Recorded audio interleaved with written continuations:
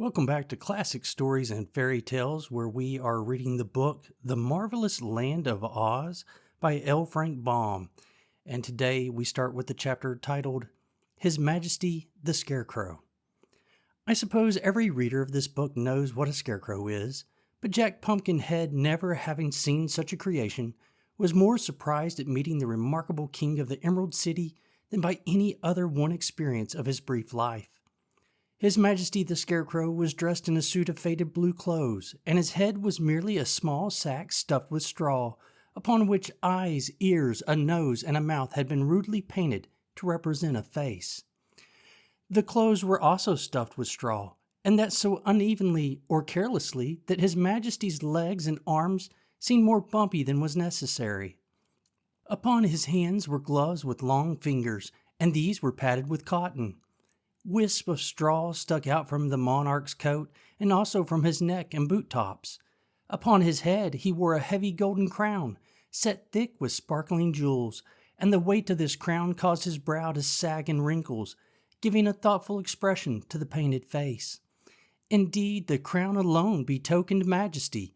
In all else, the Scarecrow King was but a simple scarecrow, flimsy, awkward, and unsubstantial.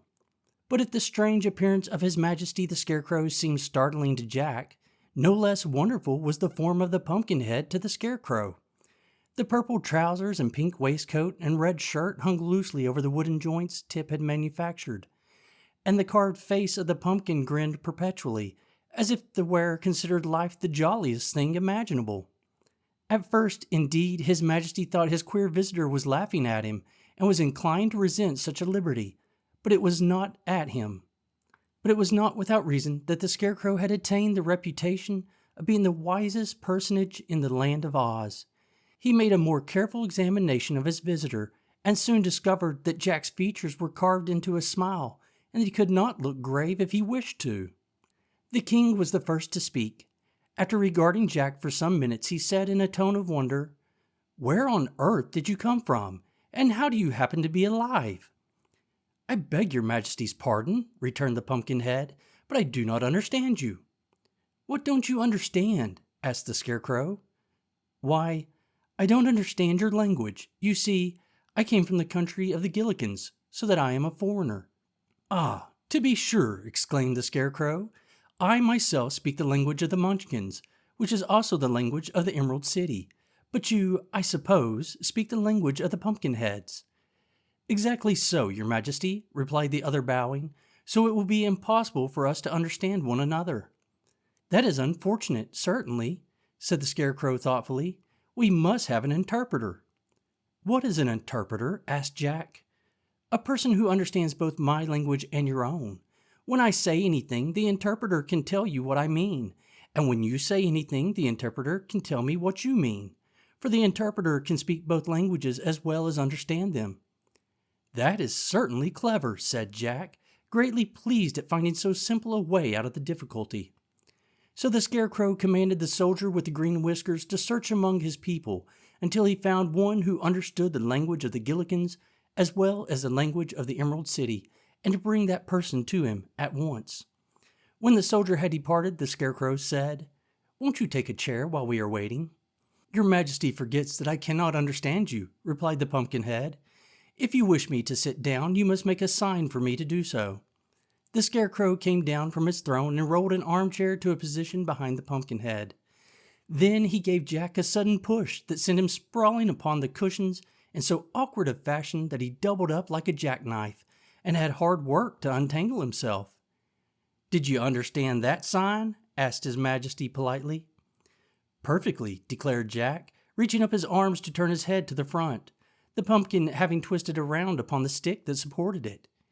"You seem hastily made," remarked the Scarecrow, watching Jack's efforts to straighten himself. "Not more so than your Majesty," was the frank reply. "There is this difference between us," said the Scarecrow, "that whereas I will bend but not break, you will break but not bend." At this moment the soldier returned leading a young girl by the hand. She seemed very sweet and modest, having a pretty face and beautiful green eyes and hair. A dainty green silk skirt reached to her knees, showing silk stockings embroidered with pea pods, and green satin slippers with bunches of lettuce for decorations instead of bows or buckles. Upon her silken waist, clover leaves were embroidered, and she wore a jaunty little jacket trimmed with sparkling emeralds of a uniform size. "Why, it's little Jellia Jam!" exclaimed the Scarecrow, as the Green Maiden bowed her pretty head before him. "Do you understand the language of the Gillikins, my dear?"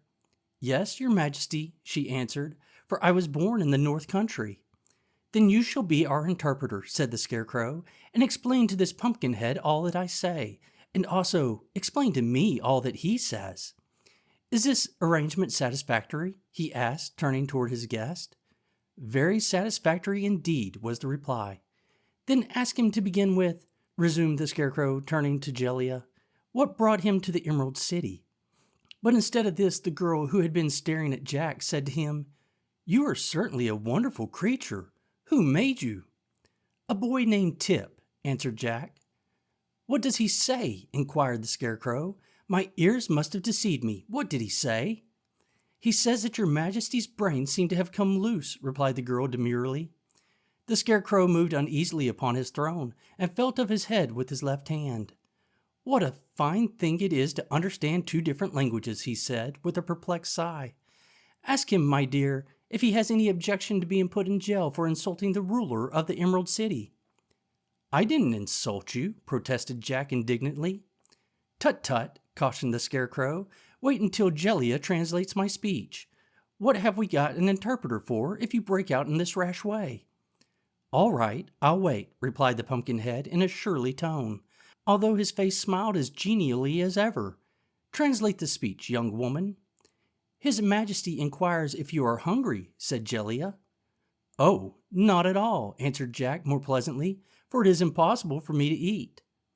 "It's the same way with me," remarked the Scarecrow. "What did he say, Jellia, my dear?" "He asked if you were aware that one of your eyes is painted larger than the other," said the girl mischievously. "Don't you believe her, your Majesty?" cried Jack. "Oh, I don't," answered the Scarecrow calmly. Then, casting a sharp look at the girl, he asked, "Are you quite certain you understand the languages of both the Gillikin and the Munchkins?" "Quite certain, your Majesty," said Jellia Jam, trying hard not to laugh in the face of royalty. "Then how is it that I seem to understand them myself?" inquired the Scarecrow. "Because they are one and the same," declared the girl, now laughing merrily. "Does not your Majesty know that in all the land of Oz but one language is spoken?" "Is it indeed so?" cried the Scarecrow, much relieved to hear this. "Then I might easily have been my own interpreter." "It was my fault, your Majesty," said Jack, looking rather foolish. "I thought we must surely speak different languages, since we came from different countries." "This should be a warning to you never to think," returned the Scarecrow severely, "for unless one can think wisely, it is better to remain a dummy, which you most certainly are." I surely am," agreed the Pumpkinhead. "It seems to me," continued the Scarecrow more mildly, "that your manufacturer spoiled some good pipes to create an indifferent man." "I assure your Majesty that I did not ask to be created," answered Jack. "Ah! It was the same in my case," said the King pleasantly, "and so, as we differ from all ordinary people, let us become friends." "With all my heart," exclaimed Jack. "What, have you a heart?" asked the Scarecrow, surprised. "No, that was only imaginative. I might say a figure of speech," said the other. "Well, your most prominent figure seems to be a figure of wood, so I must beg you to restrain an imagination, which, having no brains, you have no right to exercise," suggested the Scarecrow warningly. "To be sure," said Jack, without in the least comprehending.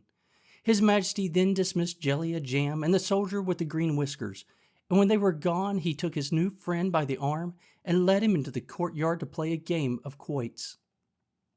General Ginger's Army of Revolt. Tip was so anxious to rejoin his man Jack and the Sawhorse that he walked a full half the distance to the Emerald City without stopping to rest. Then he discovered that he was hungry, and the crackers and cheese he had provided for the journey had all been eaten.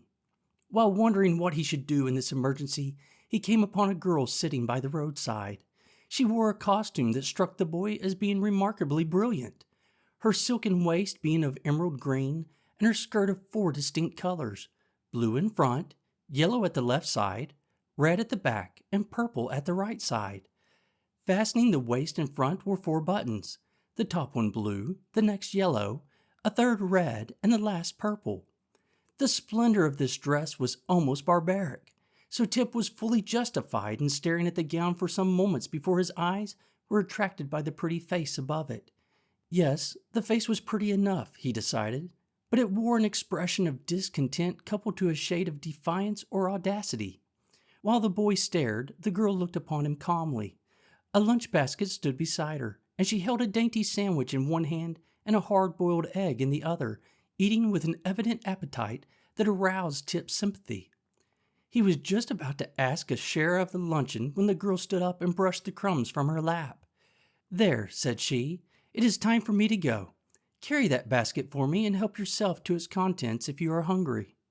Tip seized the basket eagerly and began to eat, following for a time the strange girl without bothering to ask questions. She walked along before him with swift strides, and there was about her an air of decision and importance that led him to suspect she was some great personage. Finally, when he had satisfied his hunger, he ran up beside her and tried to keep pace with her swift footsteps, a very difficult feat, for she was much taller than he, and evidently in a hurry. "Thank you very much for the sandwiches," said Tip as he trotted along. "May I ask your name?" "I am General Ginger," was the brief reply. "Oh," said the boy, surprised. "What sort of general?" "I command the army of revolt in this war," answered the general with unnecessary sharpness. "Oh," he again exclaimed, "I didn't know there was a war." "You were not supposed to know it," she returned, "for we have kept it a secret. And considering that our army is composed entirely of girls," she added with some pride, "it is surely a remarkable thing that our revolt is not yet discovered." "It is indeed," acknowledged Tip, "but where is your army?" "About a mile from here," said General Ginger. "The forces have assembled from all parts of the land of Oz at my express command, for this is the day we are to conquer His Majesty the Scarecrow and wrest from him the throne. The army of revolt only awaits my coming to march upon the Emerald City." "Well," declared Tip, drawing a long breath, "this is certainly a surprising thing. May I ask why you wish to conquer His Majesty the Scarecrow?"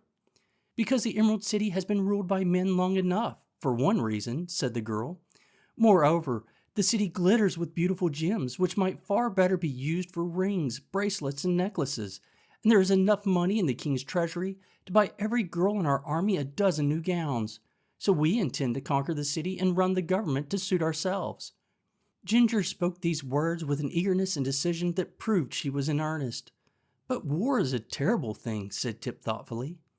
"This war will be pleasant," replied the girl cheerfully.